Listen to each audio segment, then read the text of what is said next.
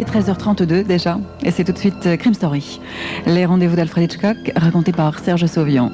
Aujourd'hui, le bénéfice du doute de Bob Bristow.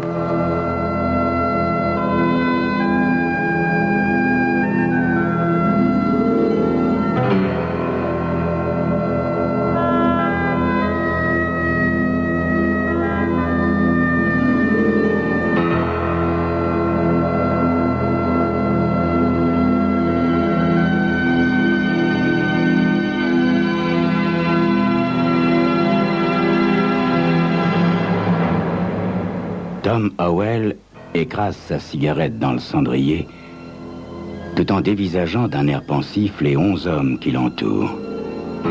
Leur expression est sévère, grave et solennelle.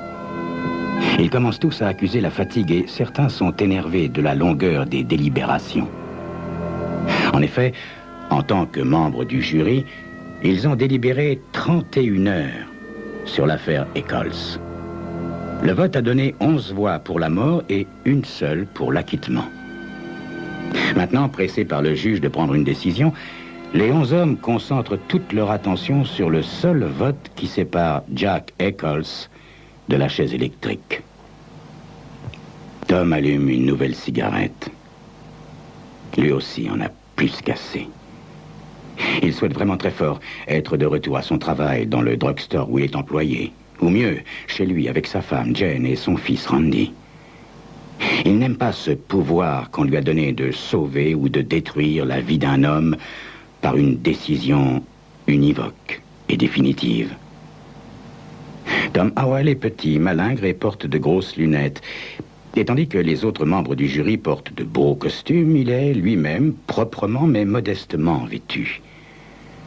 Le président du jury, le docteur McNair, est un homme lourd au teint coloré qui jouit d'une certaine notoriété. Tolérant et diplomate par nature, il a pourtant voté pour la mort.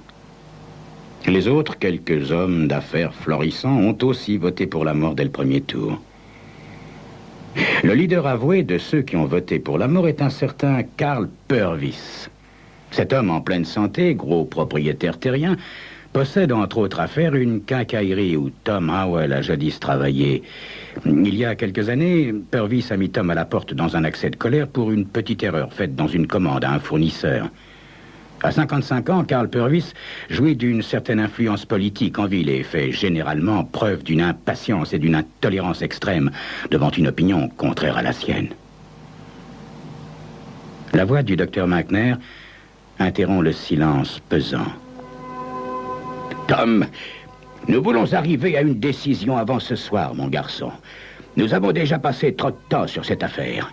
Maintenant, je voudrais vous demander de répéter devant nous les arguments de votre position. Tom prend un léger temps avant de répondre. Docteur, le juge nous a dit que s'il subsistait un seul doute sur la culpabilité d'Eccles, nous ne devions pas le condamner à la peine de mort.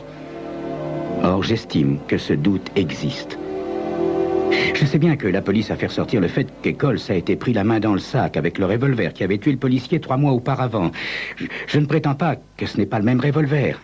Les experts en balistique l'ont prouvé. Mais Eccles affirme avoir acheté ce revolver à un type qu'il connaissait à peine au moment du meurtre.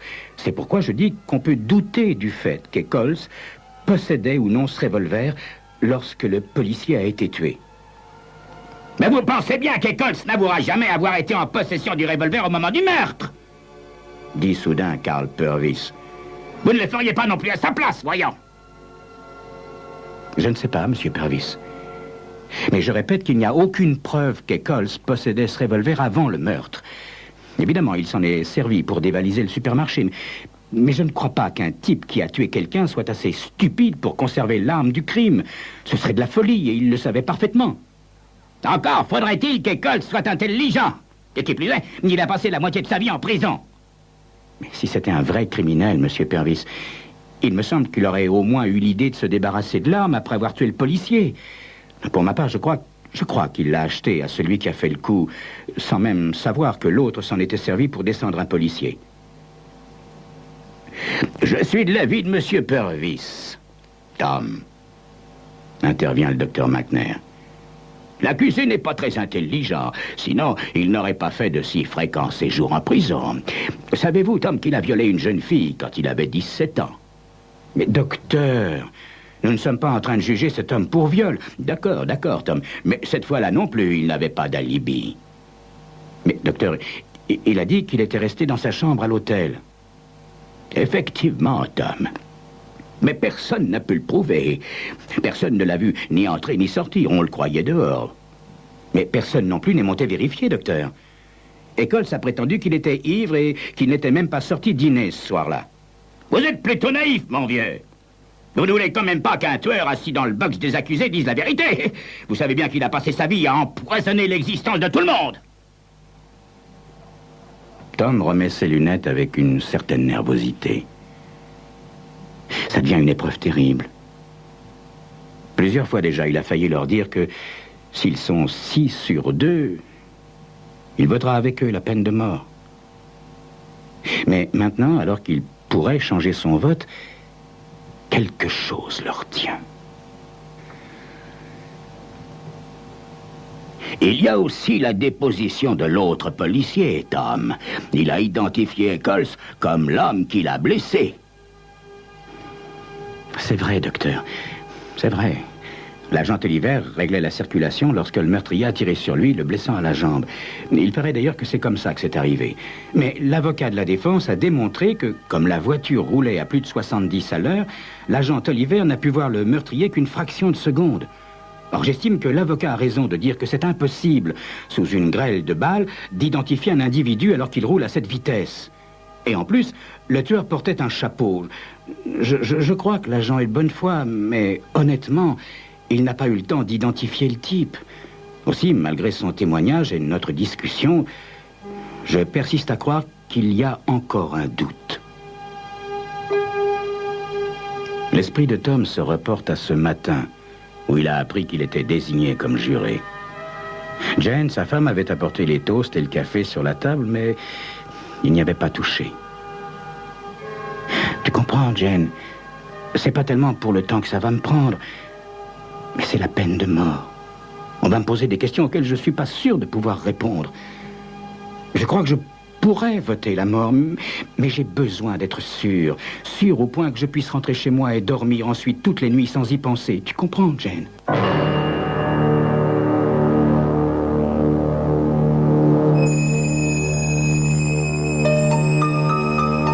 Oui. Jane le comprend. Elle est consciente de la peur qui le ronge, consciente de son incertitude. Tom peut-il reculer maintenant et se ranger à l'opinion des autres jurés? Quelle décision va-t-il prendre? C'est ce que vous saurez dans quelques instants.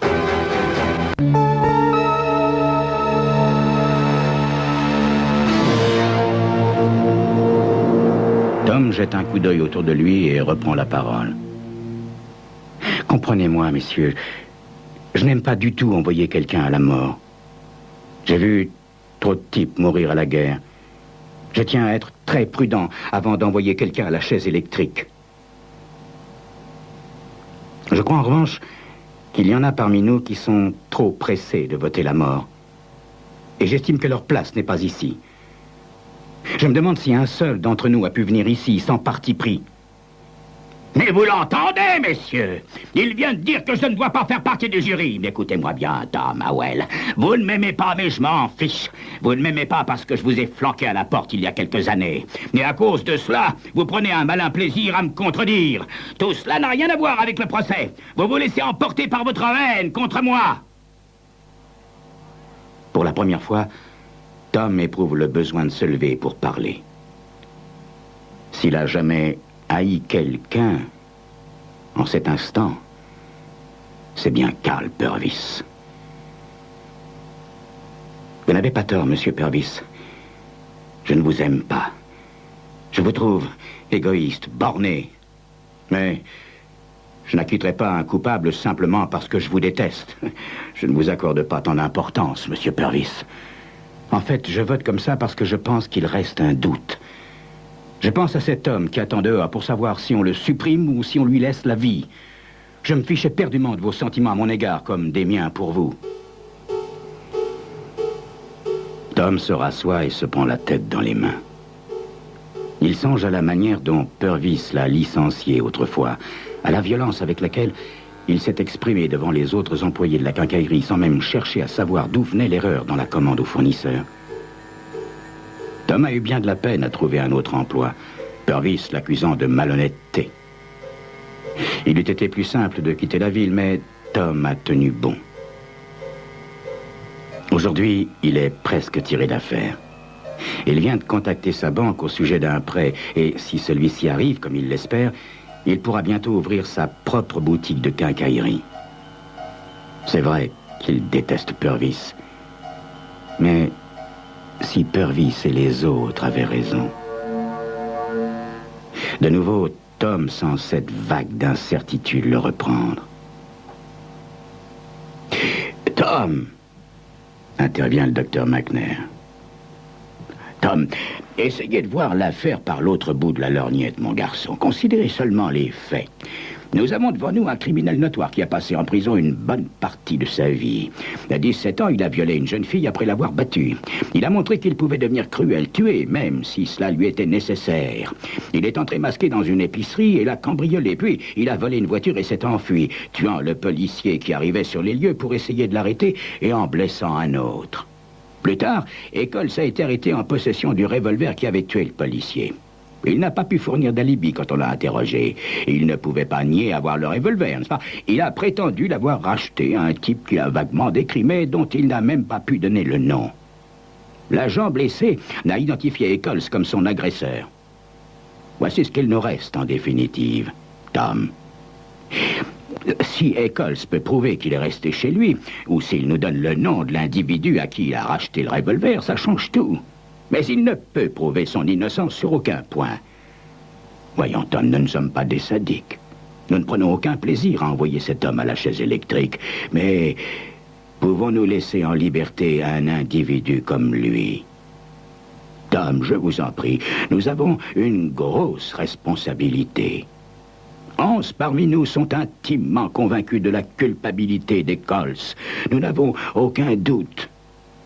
Mais vous pensez bien que moi... En tant que médecin qui me consacre journellement à sauver des vies humaines, je serais le premier, s'il y avait le moindre doute, à voter l'acquittement. Bien, messieurs, en tant que président du jury, je demande une pause. Détendons-nous un peu et revoyons calmement les faits. Après la pause, nous procéderons à un autre vote. Un des jurés se lève, va à la porte et demande du café. Les autres se répartissent en petits groupes, laissant Tom tout seul au bout de la table. Et Tom réfléchit tout en nettoyant ses lunettes. Le docteur McNair est un brave homme, équilibré et honnête. Son devoir est de sauver les gens. Évidemment, il serait le dernier à condamner un homme à mort s'il avait le moindre doute. Tom peut-il avoir raison alors que tous les autres sont si fermement convaincus du contraire? Il se rend compte que si Eccles est réellement coupable, il faut qu'il prenne une décision. Le revolver, le manque d'alibi, l'identification par le policier, tout cela paraît suffisant. Mais sans savoir pourquoi, Tom ne peut s'en satisfaire. Il se souvient alors du regard des habitants de la ville après son renvoi de la quincaillerie Purvis. Certains devaient le croire malhonnête, et il ne pouvait se défendre. N'est-ce pas sa propre expérience qui l'empêche de croire à la culpabilité de Jack Eccles? A-t-il réellement un doute? Il se pose la question. Les autres sont sûrs d'eux, ils ont tranché sans aucun malaise.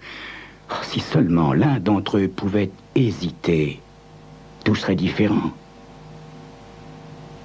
Mais il est le seul. Écrire coupable tout à l'heure sur le bulletin. Un mot, un simple mot, et sa responsabilité tout entière se trouvera dégagée. Soudain, Carl Purvis s'avance pour lui parler. Écoutez-moi bien, Tom. Je sais que vous avez demandé un prêt à la banque et qu'avec cet argent, vous voulez ouvrir une quincaillerie. Ça m'est égal, ça m'est égal. Il y a de la place pour deux dans notre ville. Mais je vais vous dire ceci, mon petit garçon. Vous savez que j'ai du poids dans le conseil d'administration de la banque. Aussi, voici ce que je vous propose. Ou bien vous votez avec nous et vous aurez votre prêt, ou bien vous votez contre nous et je m'y opposerai. Pour moi, cet homme est coupable et nous devons en débarrasser la société. Tenez-vous-le pour dit. Purvis repart et Tom, malgré sa colère, s'efforce de réfléchir. Oui, Carl Purvis est bien capable de tenir parole. Et lui-même, Tom, est-il tellement sûr de l'innocence des Coles qu'il puisse consentir à lui sacrifier son propre avenir?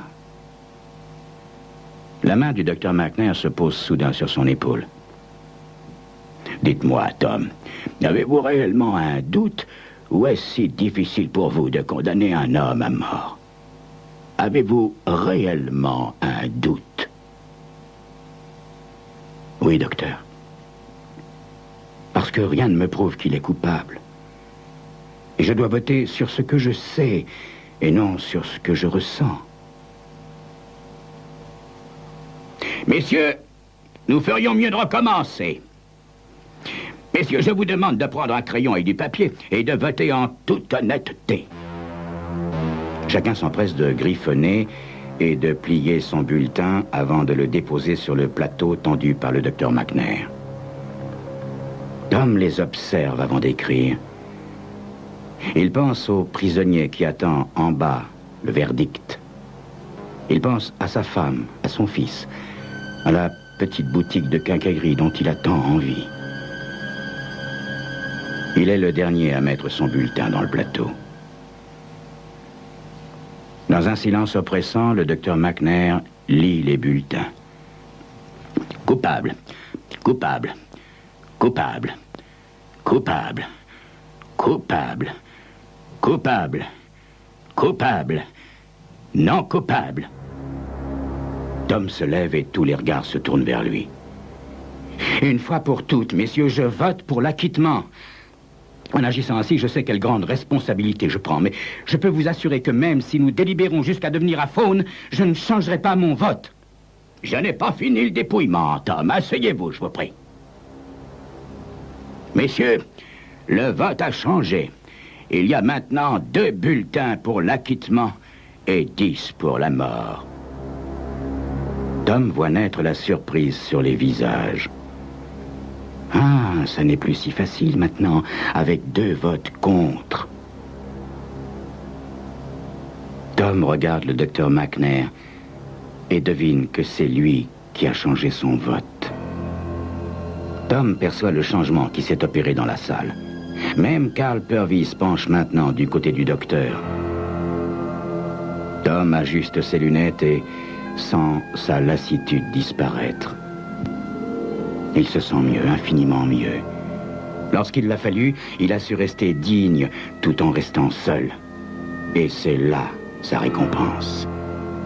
Il a vraiment voté en son âme et conscience, sans haine et sans passion, comme un homme libre.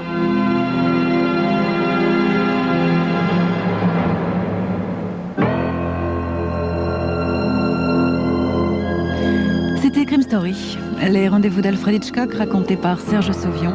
Aujourd'hui, le bénéfice du doute de Bob Bristow.